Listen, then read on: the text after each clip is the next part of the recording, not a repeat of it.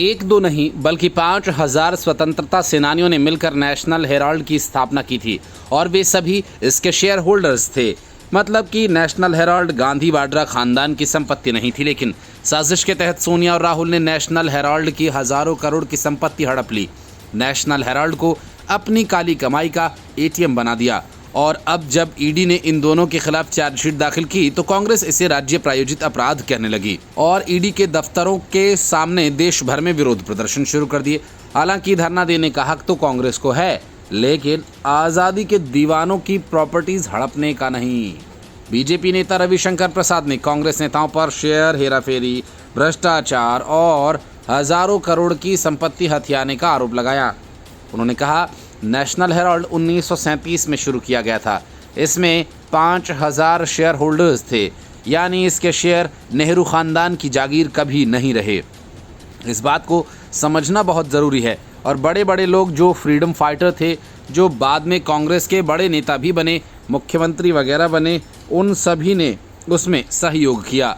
साल 2008 में national Herald का पब्लिकेशन बंद हो गया क्योंकि वो चल नहीं पाया। उसके बाद कांग्रेस पार्टी ने नेशनल हेराल्ड को 90 करोड़ रुपए दिए थे। कांग्रेस पार्टी एक पॉलिटिकल पार्टी है और पॉलिटिकल पार्टी को कई एक्सटेंशंस हैं और वो किसी प्राइवेट बॉडी को फंड नहीं दे सकते।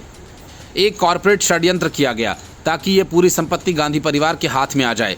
रविशंकर प्रसाद ने आरोप लगाया कि कांग्रेस ने यंग इंडिया लिमिटेड नामक कंपनी के जरिए इसकी संपत्तियों पर कब्जा किया। यंग इंडिया में 76% शेयर सोनिया गांधी और राहुल गांधी के पास है।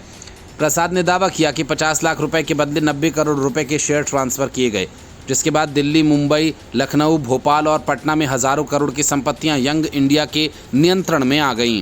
प्रसाद ने कहा कि यंग इंडिया को एक गैर लाभकारी संगठन बताया गया, लेकिन इसने कोई चैरिटेबल कार्य नहीं किया। उन्होंने आरोप लगाया कि 90 करोड़ रुपए का लोन राइट ऑफ कर दिया गया और केवल 50 लाख रुपए का भुगतान किया गया। इसके अलावा हरियाणा में 3 करोड़ रुपए में खरीदी गई जमीन को 8 करोड़ रुपए में बेच दिया गया, जिसे उन्होंने गांधी मॉडल ऑफ डेवलपमेंट का नाम दिया।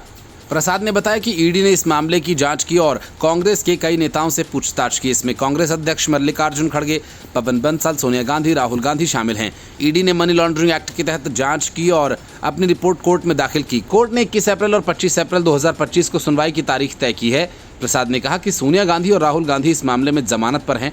उन्होंने हाई कोर्ट और सुप्रीम कोर्ट में कार्यवाही रद्द करने की अपील की, लेकिन कोई राहत नहीं मिली। केवल ये छूट दी गई कि वे व्यक्तिगत रूप से कोर्ट में पेश होने के बजाय वकील के माध्यम से पेश हो सकते हैं।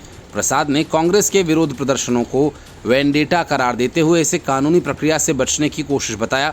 बीजेपी ने मांग की है कि इस मामले की गहन जांच हो और कानून को अपना काम करने दिया जाए। प्रसाद ने कांग्रेस से सवाल किया कि क्या कानून को अपना काम नहीं करना चाहिए? अगर हजारों करोड़ की सार्वजनिक संपत्ति का गलत तरीके से कब्जा किया गया है तो क्या इस पर चुप रहना चाहिए? उन्होंने कहा कि नरेंद्र मोदी सरकार में जांच एजेंसीज स्वतंत्र रूप से काम कर रही हैं और धरनों से ईडी पर दबाव नहीं पड़ेगा। Bureau report, news of India.